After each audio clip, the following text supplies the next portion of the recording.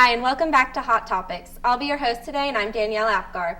With me, I have two current UT students, Lindsay Grilio and Cole Carruthers. We're going to be talking about fees around campus, like parking tickets and meal plans.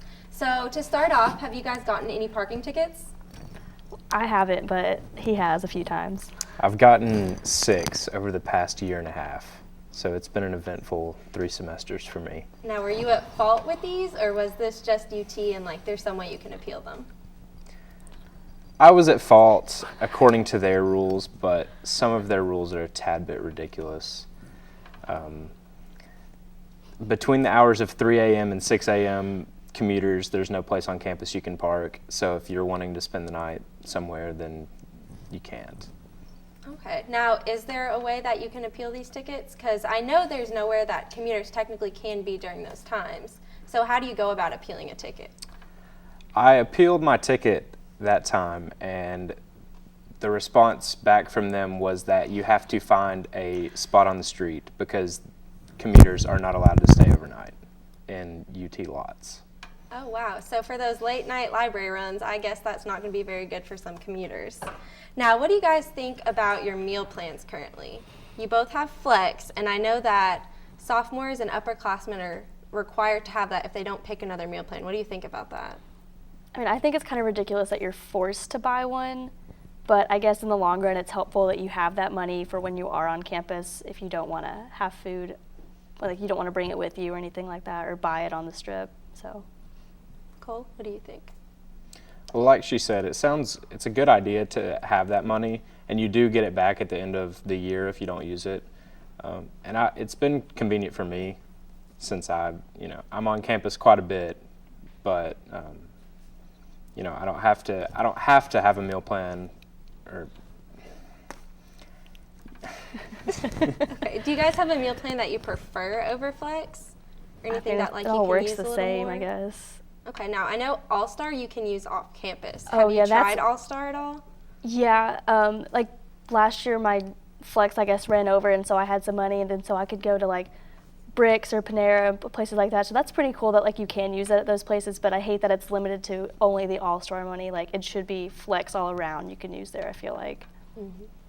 That's right. And speaking of meal plans and places we can eat at UT, has anyone been to Stokely yet? No. No? Not blessed enough to go there. What about PCB and Southern Kitchen? I freaking lived at PCB last year. Okay. Do you like PCB more than Southern Kitchen, or like I've only been to options Southern available? Kitchen like once or twice, and when I went, like the days I went, they had good food, but I'm pretty sure it's like they only have certain foods on certain days. In PCB, they had a variety every day. And even though it wasn't like the best food, at least you had a variety. That's right. And it is a really good variety, except, however, for kind of healthy options and things available at the pod. I know some of their sandwiches are from McAllister's. They're supposed to be kind of healthy, and they have apples sometimes. How do you feel about like the health options that are available? I mean, we pretty much just eat apples from the pod. We don't don't really touch the sandwiches. Yeah, everything else is kind of, it's supposed to be a little more healthy. Pod is also extremely expensive, so I know I personally am out of flex because I run through it so fast. But there are some other things. What are your thoughts on textbook prices?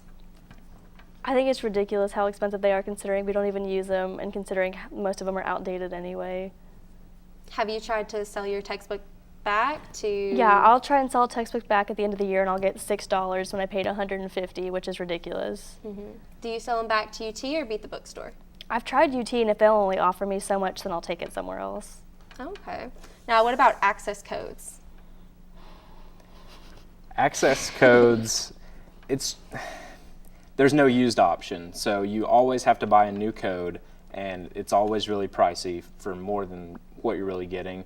With books, you can at least look at a used option, but access codes, you don't have that option. It's always new and full price. That's true. And I know there are some books, like you can get just the book, but then you're still going to end up having to get the access code separately. So you're basically paying a little bit more for just the access code rather than getting it bundled, which is a little bit frustrating, I think. Do you think that freshmen should have to buy the most expensive meal plan? I think we should be allowed to pick which one we want. I don't think we should be forced or given a list and say, here, pick which one. We should be able to like pick and choose like whichever one we want or not want. Like, if we don't want one, we shouldn't have to get one. It's just like another way for UT to get money. Yeah. Speaking of, has anyone ever used guest meals? Yeah, I did last year.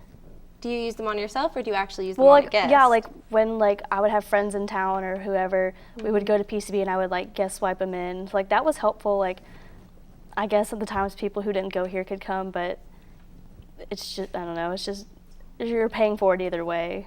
Exactly. And I know I, for one, did not use my guest meals, so I personally think like that's some money kind of wasted, but that's just me. I didn't have a lot of people come and visit that I could really wanted to go to PCB, I guess, when there were so many other options.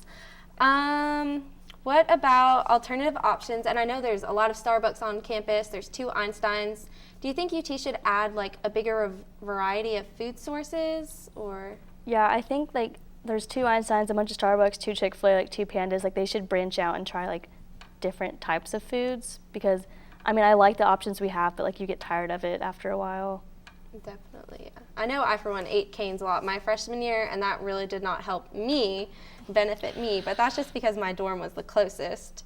What about people with food allergies? How do you think they would really feel about our lack of variety here? I mean, I think it's hard to make a place that specifically is for people with food allergies, because something's going to contaminate it. Yeah, that's true. And I know like Chick-fil-A with their peanut oil and stuff like that. And I think that's all I've got for today. Thanks for coming and watching Hot Topics. Once again, I'm Danielle Apgar here with Lindsay Grillo and Cole Crothers. Thank you.